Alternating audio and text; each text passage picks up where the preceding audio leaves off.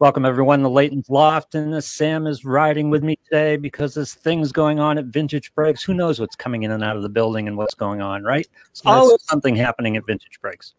That's right, Lou. We're always wheeling and dealing. Vintage Breaks and Just Collect. There's never a dull moment. I can imagine. How was the Philly show? You guys got down to Philly this weekend? Oh, yeah. The Philly show was awesome. We had an absolute blast. Leighton was teaching me some, tools and tricks of the hobby. So I was acquiring some Pokemon products for VB. That was fun. Oh, so you're the official Pokemon buyer, huh? Yeah. Leighton, under his tutelage and guidance, I was buying Pokemon product for VB. So that was a lot of fun. Oh, so he was giving you negotiating tactics and negotiating tricks. Exactly. Or he would, have me do the research. He would do the negotiating, but I would be with him to take notes, etc. Compare and contrast the Pokemon market with regular trading cards. In other words, do you have pop reports? Do you have a lot of eBay comps to talk about? How do you go about pricing an item?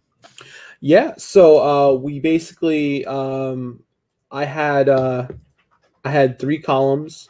I had the person's value. I had the most recent the last 3 like eBay comps. And then I had what ideally we would want to acquire it for. All right. So did you have these lists put together, or did you go out and see a card and then have to do the research and fill in those items? So basically we had a list of what we wanted to, what Pokemon breaks we wanted to carry based on, the hits inside them, the popularity of the product, the difficulty of, how hard it is to find the product. So then we already had that list going into Philly. So then after, we found the individuals carrying it, then it was just, building those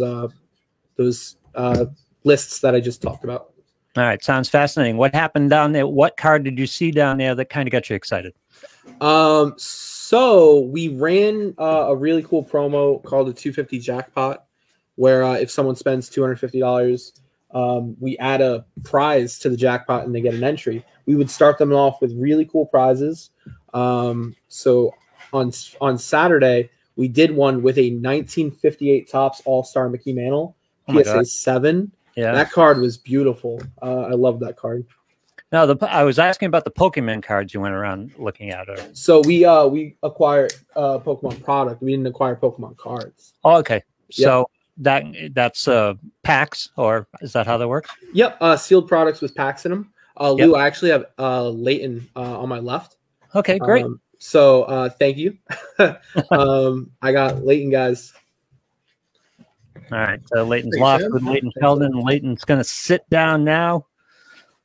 Hopefully, everybody, if you want your comments to show up on the screen, you have to be on the Leighton's Loft page Facebook feed. I know you guys are watching it on the Vintage Breaks Facebook feed and Vintage Breaks YouTube. And if you want your comments to show up on screen, you have to go to the Just Collect Facebook page, or preferably the Leighton's Loft Facebook page. Hey, Leighton. Hey, Lou. How are you today? We were just hearing about how you were teaching Sam how to go about Pokemon product here. Yes, it was a really fun show for a variety of reasons. Let me first off start off by saying the team really couldn't work harder. And what I mean is they're in front of me the whole time. I'm basically walking around, gallivanting the room, networking, buying, selling, trading, posing for photos, apparently. And every time I come back, it's like Sam or J5 is breaking. Whoever's of them is not breaking is standing at the Just Collect booth, trying to attend to what's going on or using the bathroom. And then JK only gets up once a day to basically go to lunch, to bring back lunch for everyone else. Yep. And it was like that for 3 days. It was really a blast, but I think Sam said it best. It kind of went really fast. That, sounds weird. You're very engrossed, when you're there. I got a notification about a break, and I was thinking, I forget what time of day it was, but I'm thinking, wow, it's another time of day for a break. And I go over and Sam's breaking there and, live from the show. I think that's great that you do the breaks live from the show and just keep everyone involved. And if you can't go to the Philly show, it gives you a chance to kind of be there. Yeah, I, couldn't have said it any better. Welcome, Troy. What's up, Tom? You can make of it what you want. just like, I don't know, some people, for example, and I'm saying this because we're a mile from Rutgers College. I don't know if Lily's in here. Is she? Yeah. Or she is. So, Lily, do they still have late nights on Thursday? What? Like at frats and stuff? Thirsty Thursdays. Oh, see, good. I thought you were going to make me feel like an old man. They don't even do that anymore. So, my point is like, hey, you could go out on Thursday night at Rutgers. She's saying it's Thirsty Thursdays. Yep. I called it Thursday late nights, whatever the case was. But like, yeah, you didn't actually have to go out and drink beer to have a good time. Right. You could go out and try to meet girls or guys or just network and try to, meet fun groups of people. And I feel like today's card show, specifically this past weekend, was very much like that. Some people came there with cash. Some people came there with cards. Other people came there with nothing other than just wanting to chat with people. Right. And then kind of everything in between. You wouldn't believe how many people solicited me on the floor. They're late. Can I bother you for a minute? I have such and such to sell. I'm like, awesome. Can I see it? They're like, I didn't bring it with me, but I only live 25 minutes from here. Oh, God. I'm like, I'm not going to go with you. I don't know you. I'm not getting a car with you. Yeah, so like, I don't know if you're saying that. And to be honest, do you have an image you can show me? Yep. They're like, no, but just pretend it's near a mint. I'm like, no, I'm not going to do that. Yeah. I'll look at it when you have it. So anyway, so my point is you can go to the show and you really make of it what you want. And for me, personally, Julie came down on Saturday. We got together for what I call a VB family dinner, whoever was there, for VB on Saturday night. Right. We had a good old time. We worked hard, but we had a good old time at the show. Bought a lot, sold a bunch, met a bunch of people in person that I had not either seen in a long time or seen before, met before. Yep. As overall, it was big success. Must be nice to have it be a little bit more casual in that it's not the first big event back. We have the national under your belt, and you can go there and it's a little bit more casual. Everyone's a little bit more just having a little bit more fun with the show. It had to be nice to return to quote unquote normalcy. Yeah, I mean, and I know the team probably doesn't want to hear it, but if there was a Philly show again this weekend, like I would be there. They may not be there with me. They got to get some rest. Yeah. But there are a few shows over the next couple of weeks. We have our trade night coming up in October, which we'll talk more about in the coming weeks. Shout out to Daniel Lynch, who stopped by the booth and showed off his SGC 9 Dennis Eckersley rookie. Ooh. That he pulled live on the Vintage Break South feed. So that was cool. We took a pic together. We had a bunch of kids over the course of the weekend that we gave away free packs to. And, a lot of them are like, hey, so, what's the catch? Or do I have to sign up for something? And no, we're, just trying to say, like, you never know what's going on out there. Tom says hi. So Tommy Zappola and Joe and Tom's lovely wife, Ellen, were there. Yep. So we did a little bit with them, and they broadcasted from their live on that Saturday. On Sunday, we did a live box break with my buddy Derek Grady from Heritage Auctions. That was super fun, Lou. We started off. What's up, Derek? What's going on? We started off. You'll appreciate this, Lou. It was a 2012 football box, high end. Okay, only 6 cards. The first few were so bad, and like how like in baseball. You're like, I know that guy's not well known, but I just know him. Yeah. Think about in football about like how many offensive linemen or defensive players there are that like I just don't remember an 11th round pick from 2012. Yeah, it can get really obscure in the NFL. So like the first 2 or 3 or 4 cards, beyond horrendous. I almost like if you said to me it was a joke and they weren't in the NFL, I would have believed you. How many punters? Are any punters in there? No punters, but then we hit some fire. This was kind of fun. Yeah. So we're getting through the box. There's only supposed to be 6 cards. The 6th card is Barry Sanders on-card autograph. Now, 2012 Exquisite Football, Lou, Upper Deck no longer had the NFL license. So they were producing all these players in their college uniform. Oh, I see. Okay. But I think it's kind of cool because at that point in Barry Sanders, I mean, granted his career's over, but you're not getting a lot of his college. Right. I think he was Oklahoma Sooner, right? I believe so. Yes. Yeah. So you're not getting a lot of his cards produced especially with an on-card, autograph. And then get this, there was an extra card in the box. Oh my. Which we're going to give away on social media, on behalf of Vintage Breaks and Heritage.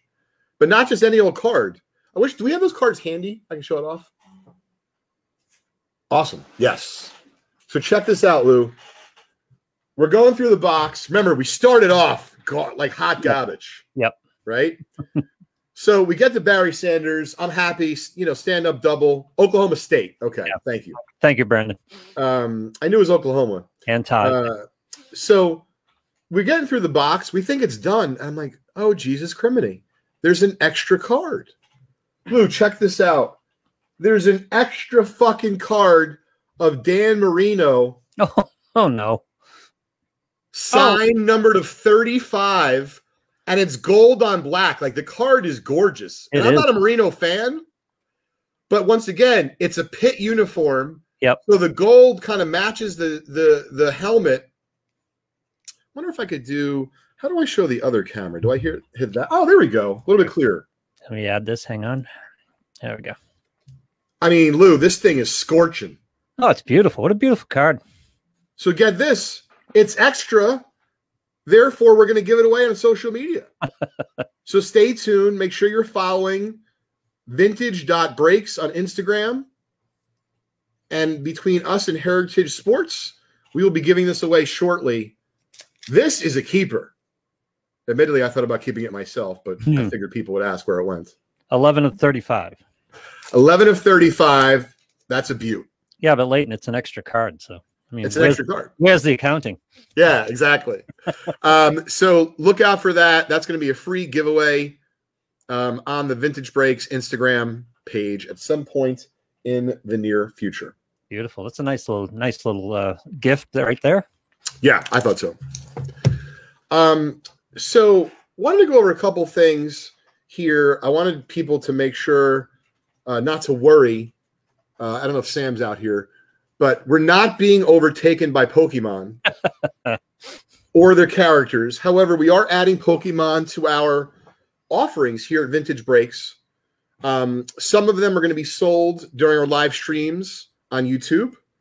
Some of them will be offered soon enough by Ken and S10 and the rest of the gang here on Whatnot.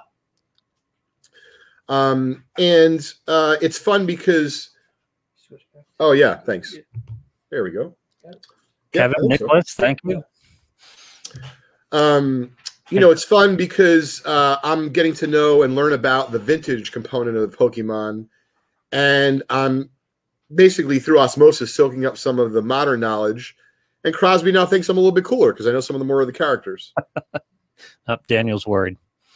Well, speaking of Daniel, and I wanted to talk about some things that we can do for the VB community. So, Daniel, we just bought this from you. I think you had listed it on Vintage Breaks Buy Sell Trade group on Facebook.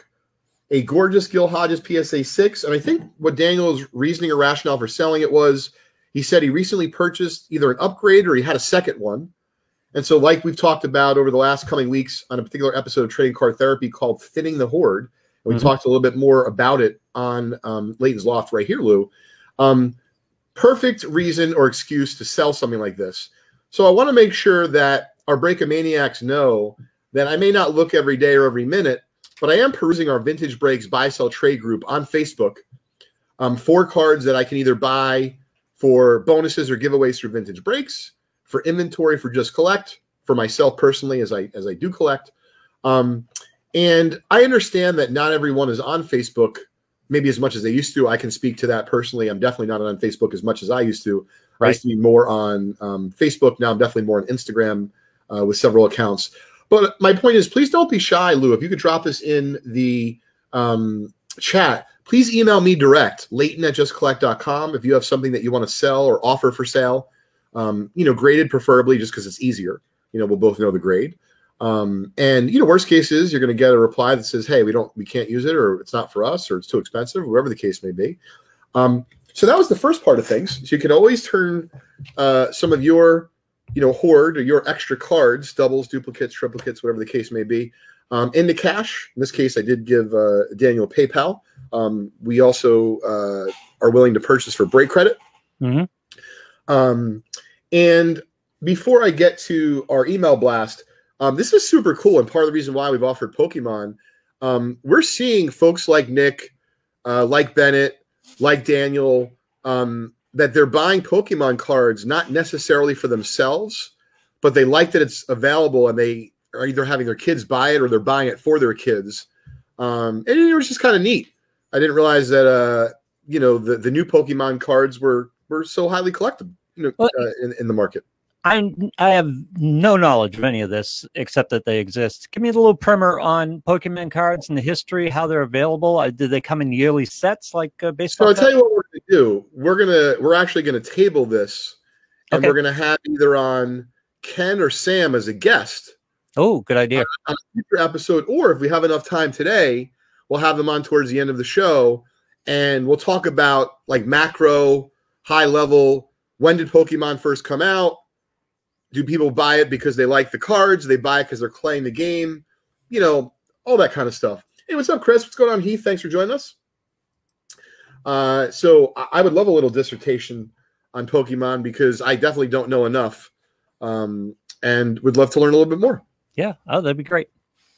So another thing I wanted to point out was we have our email blast, our curated direct sale email. Oh, yeah. Going out this afternoon from Just Collect. And this particular week, I think we have 3 or 4 cards for sale in it. But I wanted to encourage our community to utilize the service. It is free of charge until the end of this year, 2021, for Breakamaniacs. Meaning, if you tell me you want $600 for a card, I don't mark it up. I put in the email for $600. If you get $600, that's what you get. Right. So I believe we've been doing this for a few weeks, Lou. It might be our 3rd or 4th week. I'd have to check. We've sold already 2 cards. Oh, nice. One of them was directly from the email. Literally got an email. Is this card still available? If so, I'll take it. Bang. Great. Nice. So the second card, this was interesting, which I showed off this past weekend, was the Ty Cobb T206 bat off-shoulder SGC3 polar bear back. So, and this is why I'm encouraging folks to put your card in the email, because it may not sell right away, but this is what happened. The gentleman saw the card in the email, and he told me straight up, Leighton, I loved it. I don't know if he used the word embarrassed or nervous. I think it was more nervous, but I get it. He didn't want to email me an offer. Oh, okay. He felt uncomfortable. Okay. So I said, all right, well, for the future, and I want folks to understand, Just Collect and/or Vintage Breaks doesn't necessarily own all of these cards in the email. Right. So if you have an offer, send on down an offer, because we want to sell the cards for people. That's why we're doing it. We're trying to bring value to the community. Mm-hmm. And you don't have to deal with eBay, which is a pain in the you-know-what. Right. Right. Or if you, and listen, I think Vintage Breaks Buy Sell Trade Group is great. But as I mentioned, I'm not on Facebook as much. So, and I understand it can be frustrating for someone. They claim a card, they don't hear back for 3.5 hours, and they're thinking you're ignoring them. You're like, no, I've just was living my life. So this isn't a simple checkout. People can make an offer on the card. Yeah. Well, it's very, see, Lou, I love the way you put things. Very straight. Here's the deal. You could put it in offer, but it's first come, first serve. So if someone says, I'll claim that card at full price, that takes precedence over anyone negotiating. Because if they're paying asking price and no one else has said that they're going to pay full asking price, they move to the front of the line, the card is theirs. Sure. Makes sense. I'm looking at Chris Coe's. Yeah, thanks for bringing it up. So let's see what Chris has to say. In the end, the popularity of all cards, F1, Pokemon, and soon BTS brings new people and funds. While I get the nutty behavior at Target Retail, it'd be hard to look at it from one side, meaning we love to get the most of the cards we're selling. These flippers are also driving up prices for us to sell our cards, but can't lament them when you're trying buying. It works both sides. Yeah, I mean, effectively, and I think I hear what you're saying is there's definitely a reason to be frustrated, let's say, with whether it be retail flippers or even, I mean, and I don't know the kid's name, so I couldn't even call him out if I wanted to. I saw a kid at the show. I have to admit, I was a little grossed out. He didn't do anything wrong. Right. He comes back to the booth with a Baker Mayfield Select something or other 2018, which is his rookie year. And it's numbered to 5. It's a PSA 10 or BGS 95. I don't remember. It actually looked really cool, though. I'm not a Baker fan. Yeah. Nice looking card, though. Thanks, Jeff. Hi. Hey, what's up, Jeff? All good, Chris. So literally, the kid, from what I could see, because he was right in front of me, didn't say anything about how cool the card was. Didn't say anything about Baker. Didn't say anything other than, and realize I'm paraphrasing. Yep. Wow, dude. I got a great deal on this card. I don't even know what it's worth, but I'm going to sell it, and I'm going to list it right now, and I'm so excited. And I just couldn't connect with him. I wanted to. Yeah. And I don't be wrong. I love to do this for a living. If we don't make money, I not only can't pay our employees, I can't pay myself. Right. And I know that's not going to be good, Julie, right? If you're listening. And so, as Chris Coe was just saying, I don't begrudge the guy. I don't begrudge the kid. If he wants to get into this and he's learning about making money and this is his way of getting his hands dirty and seeing, great. Per Chris's point, the more people that come in and find us from Pokemon, which is what I'm hoping at Vintage Breaks, NFTs, vintage, grading, that's why we started Trading Card Therapy, Lou, because there's a lot of people out there that need guidance in a very quickly growing quote unquote hobby, but really it's a business. It's a hobby for some, and it's a hybrid for many. And so just understand, like, this is what is going on in the hobby right now. There's people who just flip for the sake of making money. And to me, that's very comparable to someone who shows off something on Instagram where they cleared off shelves of a Walmart or a Target. And I mean, for me personally, like, I don't get mad at those folks. I bought from folks like that. They're doing their thing. Yep. But I really don't look at it much different than the kid who bought that Baker Mayfield. He didn't even say his name. He didn't say, I think he might make the playoffs. He could care less. That kid in 20 years is going to be spending 5 figures on a card. He might be. I mean, or he might be one of those who falls off and gets his you-know-what handed to him because he didn't invest enough time into learning what was going on in the marketplace and maybe, ends up losing in the end. Who knows? Oh, what did you say? It was 16? I mean, think about... Oh, no, he was more than 16, but he definitely wasn't more than 25. Okay, all right. Yep. So he's got to find his way around. And he'll take a hit here or there. But the fact that he was that enthusiastic and he was out at the show, that tells you all you need to know about this kid. He's attached to this whole, he's attached to the business. And now let's just take the next level. Once again, is he my cup of tea? No. I did say hi to him and his friends. They had cards at the table. I'm not a modern guy. I don't pretend to be hip. I got the gray hair. I'm talking to the kids. We're having a good old time, but they know who I am, and I'm trying to buy a card from them. It turned out it didn't work out, but I'm learning by doing and getting my hands dirty in the modern market. By the way, look for a doozy of an Instagram post tomorrow on my Leighton _Sheldon Instagram account. Let's just say I made a substantial modern card purchase at the show, several actually. And I'll be showing them off on Instagram tomorrow. Leighton _Sheldon. Nice. And speaking of Orlando, thanks for joining us. I know he's got that Chris Jericho wrestling thumbnail. Ken, can we tell them that the Hulk Hogan is live? It's going to be live in 10 minutes or less. When we know when it's live, we'll show it off live on the show. Cool. The actual item itself. So agree with you wholeheartedly, Chris. There is a tremendous opportunity for the card manufacturers to create retail-only product for certain customers, kids, etc., because they will have the distribution and the ability to do so. Will they do so? I believe they will, because they have, listen, first of all, they paid a lot of money, Fanatics, to be here for the long haul, to share their revenue and profits with the respective pro leagues. So they're going to do everything they can to get in, everyone possible in the retail. But I want to go back to the show. This is the way I looked at this kid with the Baker. You know what? Maybe him and I, we're not jiving, we're not doing biz. But I'll tell you what, the next show, if there was 100 of that kid at the show, money's flowing for the dealers. Right? People are excited. They see product. So, there's always both sides, right? So I think that and I took a step back. I'm like, he has his thing that he does, and he's going to try to make, a couple ducats, as my buddy Smitty used to say. Yep. And if there's 100 of them at the next show, it's only good stuff for the entire hobby. Well, it goes back to you can't have it both ways. If the industry has been promoting and hawking the investment end of the hobby for years now, as long as I've been doing these shows, that's people have been talking about. You're going to bring in people who are more focused on the investment end of the hobby. So, I mean, it helps everybody. Rising tide raises all boats, right? Bring the money in. Yep. So we talked a little bit about on the show yesterday, and I figured with a little bit more of a free form here, Lou, I could talk about what I saw at the show in terms of trends. Mm-hmm. For those that missed Trading Card Therapy yesterday, we talked about it for a few minutes on there. Episode 7 will drop this Friday. Check it out. So, Lou, I started off by talking about Babe Ruth Goudies because I'm always in the market for them. Yeah.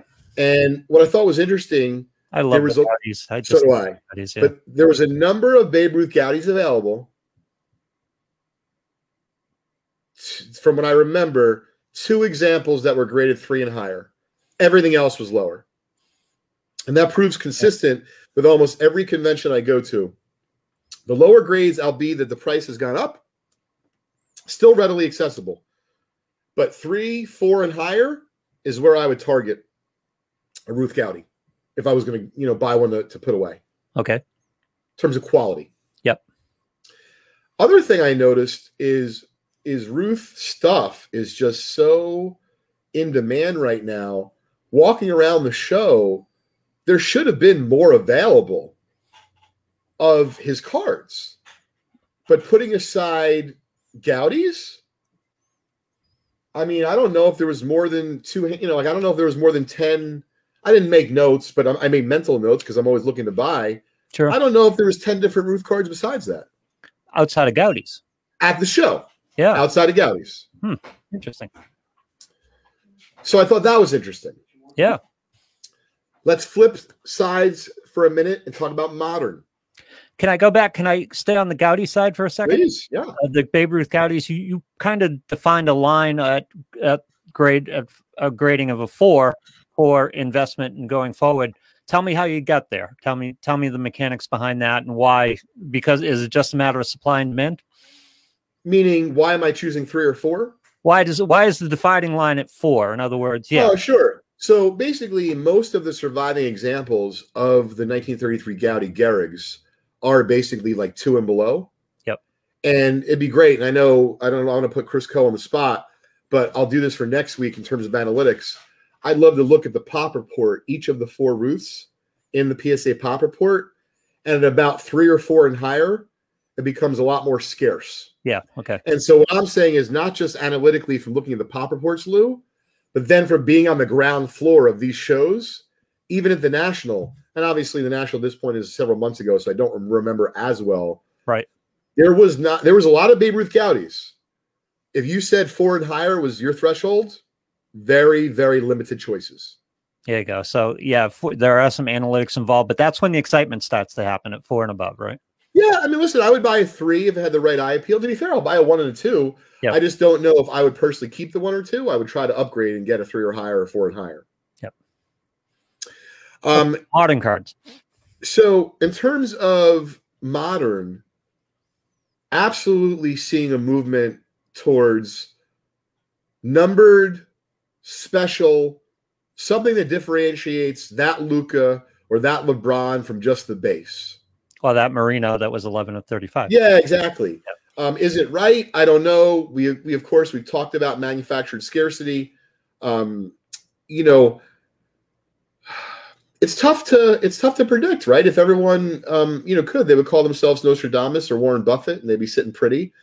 But for those that say, well, definitely don't buy Luka Doncic rookies that aren't numbered, it does kind of come back to, well, if you're not going to do that and you're only going to buy numbered or super expensive hollows or any of that kind of stuff, you just got to think about who your customers are for that. And so, I can tell you firsthand that we sold a couple cards at the show, not many. They tended to be expensive. We didn't bring that many cheaper cards. But I didn't see a lot of, hey, do you have any Luka Doncic or LeBron James base rookies? Not that I carry a lot of that. I felt like, and this is from a shout out to Sharon for Black Jade Wolf. She's one of the more prominent modern dealers there. She actually helped give me some guidance on a multi-$1,000 purchase I made on a modern card.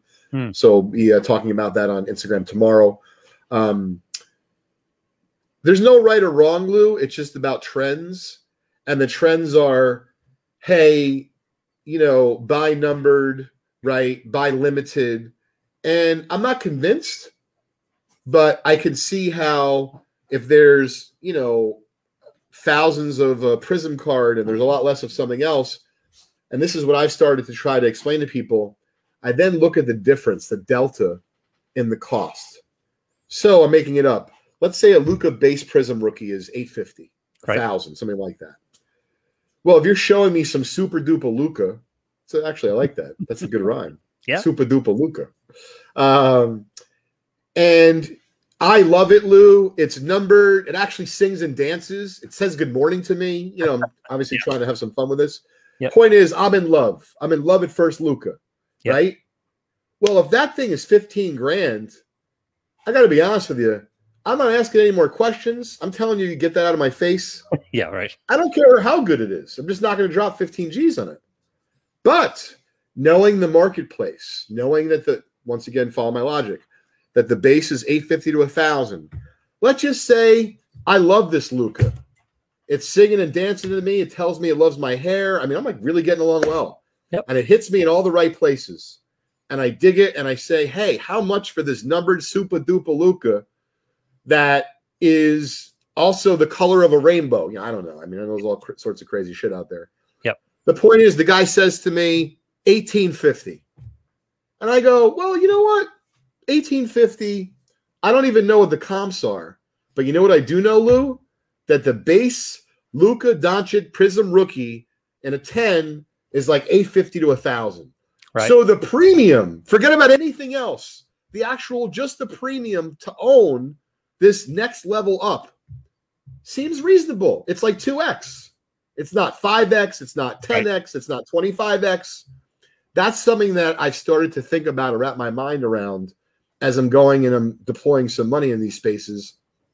And I'll talk more about it, like I said, on social media in the coming weeks. I think a lot about the delta and the premium from one card to a next. I do that on vintage as well, but I've been doing vintage for so long, it's second nature to me. Right. So with modern, it's a little bit more of a challenge because there's these different variations and God knows, I mean, you know, all sorts of stuff. The interesting part about it is it's not necessarily merit-based. It's kind of there's a psychology to the market. And listen, if the market says that card is worth $2,500, it's worth $2,500. If a number of people are going to pay for it, regardless of what a dispassionate look at it might tell you. Yes, and also there's a lot more people that can afford to buy a $2,500 card than $15,000 card. Right, a lot more potential customers. I just wanted to interrupt our regularly scheduled program here to ask Kristen to make a mental note on our newest T-shirt. We're definitely rolling this out. Super duper Luka. Super duper Luka. I've never heard anyone say it like that. Sometimes the funniest things or the best things in life happen like that. I got a buddy, shout out to Nicky B. If he's listening, I'm going to drop him a line. What I'm envisioning, and Matt, this is what I'm talking about being creative. I can't produce this, but I'm good at these kinds of ideas. Yeah. So you can't steal the Mavs logo, right? But we know the Mavs color. So I would produce a super duper Luka shirt in that blue of the Mavs. And I'd sell it outside their fucking arena if I didn't have a job. And you know what else, Leighton? Do numbered T-shirts. One of two. Oh, dude, you stole our mojo. So we're going to have numbered hats. Oh. They're going to be, you know, special design and such. Yeah. We're going to try the same thing with T-shirts as well. We're going to make sure we get you in on the first edition. There you go. And how about some show-worn T-shirts or something? Take something off Sam's back. And I thankfully haven't. No one's asked me for that. I was asked. I was flattered. I took a picture of the show. I think her name was Bryn. It was a really cute name. Gentleman and his daughter watched the show. You know, they were fans and stuff. Nice. And I asked him if anyone paid him to do this. You know, like I like to know what I'm dealing with. Yeah. But he said, no, you know, when you get a chance, I know you're ordering some food. So it was really a hoot, you know, to be down in Philly. We're hoping to hire the what would you say he was? The stick man, Sam? Chuck? Like, what was his job? He's probably a dealer. Right? Like, he's a dealer, but Chuck, the stick man at Craps, was phenomenal. Like, the energy he brought, Sam and I right there were like, dude, you could be a breaker. And then he was the 6,000th subscriber to our YouTube channel. Was he? Good for him. So, Chucky, if you're listening, man, hit me up. I don't even need your resume. Just send me voiceovers. Leighton and just collect. Is that a term, stickman? I think it is. I mean, if not, I made it up. To be fair, we're now designing T-shirts called Super Duper Luca, so I don't know, anything's possible. Yep. How'd everyone do at the table? The first night, to be fair, I think they played Thursday night. I don't think they did great, but that was more of like, they were just getting there late. Friday night, we went for real, and we're winning mainly because J5 was rolling like a savant. It was unbelievable. And then I looked down afterwards because I made a bunch of money on his roll, and I felt obligated to give him a tip because it looked like birds ate his food. There was no, like, crumbs on his thing. I'm like, J5, what the hell is happening? Oh, he's not in the room. Sam, what does he say? I don't bet on myself. But why does he say that? Because I can't concentrate. I don't know. You don't even listen. Yeah. You're like, yeah, Sam tunes it out. We think it's crazy he doesn't bet on himself. He rolls great. Tom says stickman Luis Cialaba. I'm going to butcher that name, and he's a Paisan too. Oh, so stickman is a term. Yep. Oh, it makes sense. Ken, are we able to show it off, or I don't want to? It's like hung up on posting. I don't know if it's the Wi-Fi or it's just kind of like. All right, we'll wait till you give me the go ahead. Well, why don't you give me the pack actually, and then hopefully by the time I show it off.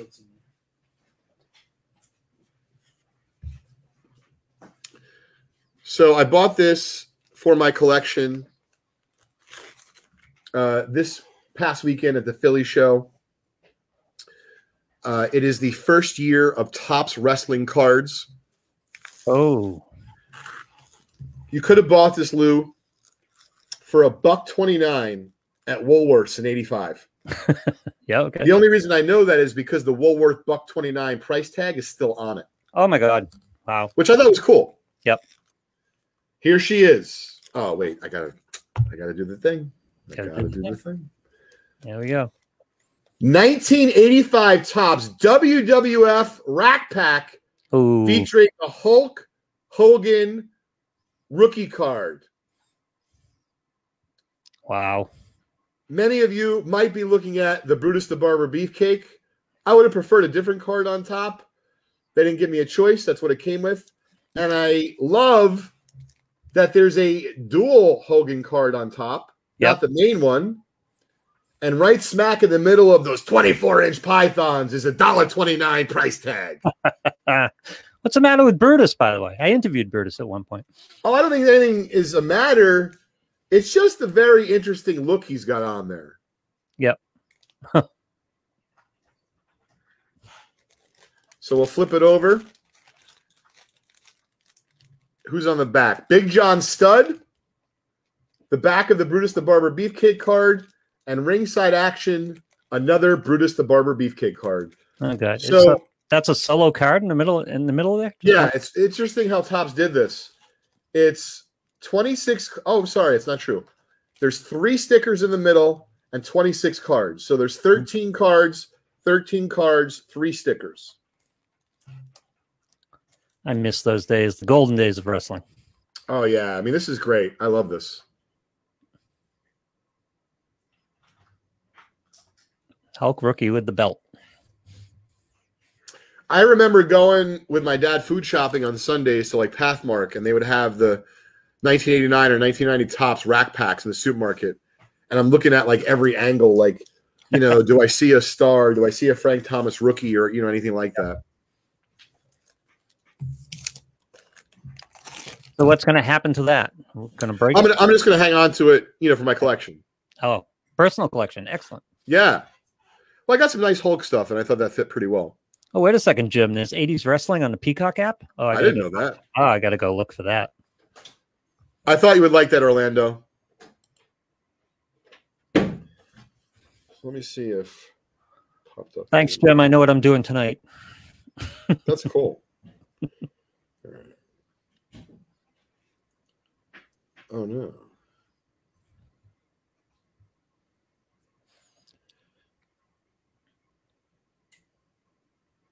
Head on over to the Loft Facebook page. If you haven't liked our page, please like it. It'll keep you up to date on when we're going live here on the Loft and when podcasts go up and things like that. So you want to make sure you can find our podcasts. They're on Apple Podcasts, Google Podcasts, Spotify, bunch of other outlets. And on top of that, most recently, Amazon Music and on the Odyssey app. If you probably already have the Odyssey app on your phone, so you can find us there. Hey, Ken, does that have anything to do with the password change the problem or no? No, I'm logged in. It's literally the loading bar is just like hung up around Okay. 70%. Can you do me a favor? Can you log into my Instagram account on my phone?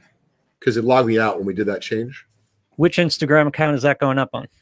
Leighton. Oh, it's not Leighton.Sheldon. It's Leighton_Sheldon. Leighton_Sheldon on Instagram. Should be up in just a few minutes. So today we are going to give away a $50 break credit to Vintage Breaks, courtesy of Vintage Breaks, at the end of our show and into the next stream, starting at approximately about 5:30, where you can join us live on youtube.com/Vintage Breaks. So I wanted to make sure that everyone is well aware of our big event. If you don't mind pulling it up, Lou, event.vintagebreaks.com. Okay. It is going to be concluding on October 17th. Yeah, I'm anxious, Ken. I'm looking for it. I'm excited. Yeah. I just had it up too. I was trying to. Yep, there she is. So the event.vintagebreaks.com. I like the cute name that Gilda came up with, the Fall Ball. Yeah, I like it a lot. Event. So you have a chance to win in a number of different ways in our big event. So we have a buy any spot promo where you, for as little as $3, you can buy any spot at all on the site. You will get one entry into our buy any spot promo. So in other words, if you buy 10 spots in any pack, you'll get 10 entries into the promo. In that particular promo, you have a chance to winning a Shohei Ohtani Chrome Update Pink Refractor Rookie PSA 10. I think a 67 mantle, a bunch of break credit, a bunch of packs. Then we have our $1,000 VIP, where you have a chance to win a 1953 Topps Mickey Mantle PSA 2.5, $3,000 break credit, and more. And then we have our Platinum VIP, where you have a chance to win a 1965 Topps. Hey, what's up, James? How are you, bud? 1965 Topps Baseball Complete Set featuring a Mickey Mantle PSA 6. All that's going down on October 17th. I believe the big event concludes that night at 10 o'clock Eastern Time. All right. Sounds like fun. So how do people get involved again? So you would go to vintagebreaks.com if you'd like to participate and buy into any of our breaks. And all of our bonuses are calculated automatically as you buy into our various 300 plus breaks. So you don't have to click on anything. You don't have to enter. It'll do it automatically for you. Yep, and it'll keep it all on your dashboard as well. So each user of Vintage Breaks has their own dashboard where they can kind of track everything in a very easy-to-use fashion. Excellent. So as we are anxiously awaiting to show off our Hogan Instagram post, to conclude the Philly show, we talked a little bit about my take on modern, and now I want to talk about wax. More so the modern wax versus vintage. There was not really a lot of vintage wax at the show. Certainly as far as Vintage Breaks goes, we had a good deal of it, but not for sale, meaning direct to the public. Right. There was not a lot of vintage wax. There was a fair amount of modern wax. And, of the modern wax, in terms of what I saw was hot, and we were talking about this as a team, it really depends a lot on price point. So just because, for example, like the new football is good, but some of the new football is super expensive.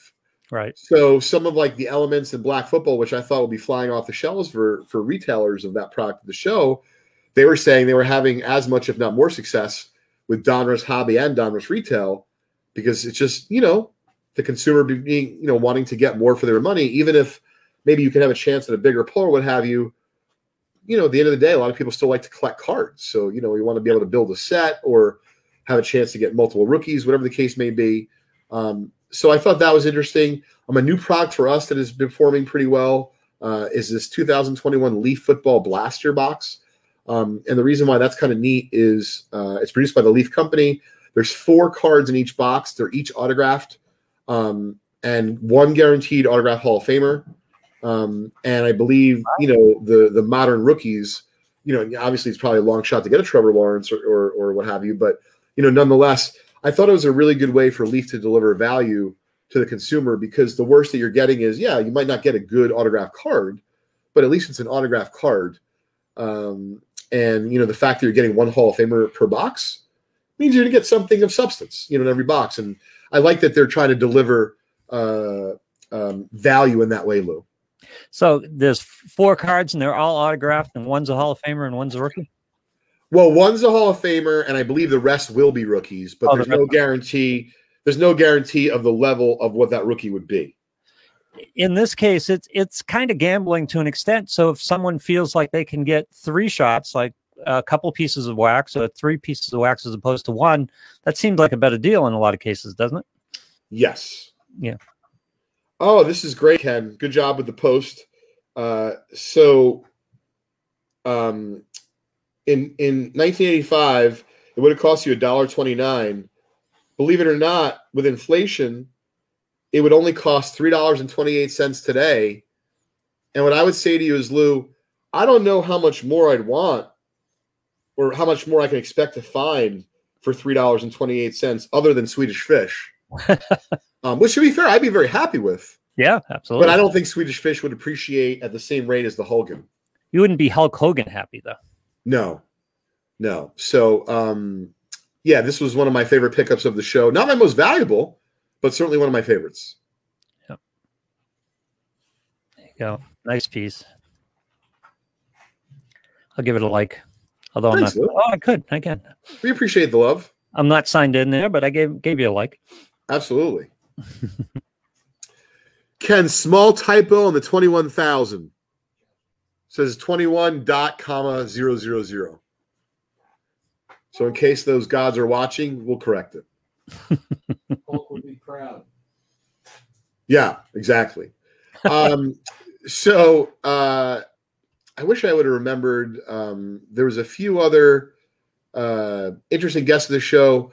We did make a try for Allen Iverson and Randall Cunningham.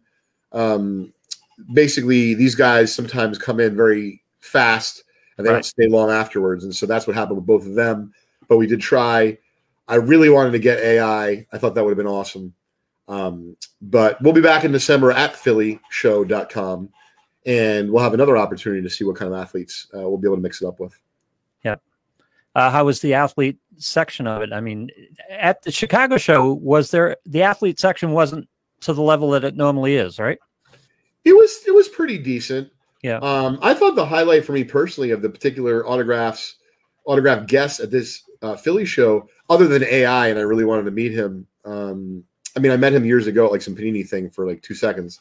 Bobby Shantz has been signing for the last 5 years at every single Philly show, and it was his birthday.